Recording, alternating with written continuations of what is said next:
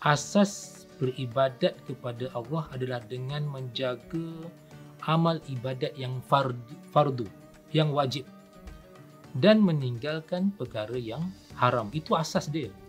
Malah dalam riwayat lain menyebutkan Allah suka amalan yang Allah sendiri wajibkan. Itulah amalan yang lebih utama.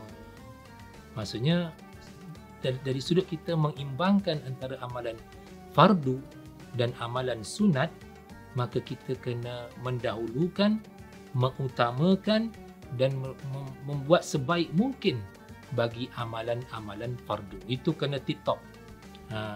Kalau nak buat yang terbaik, buat yang terbaik pada amalan fardu, kemudian barulah kita juga cuba untuk buat yang terbaik bagi amalan-amalan sunat, kerana itu yang Allah paling suka, iaitu amalan yang Allah wajibkan sendiri.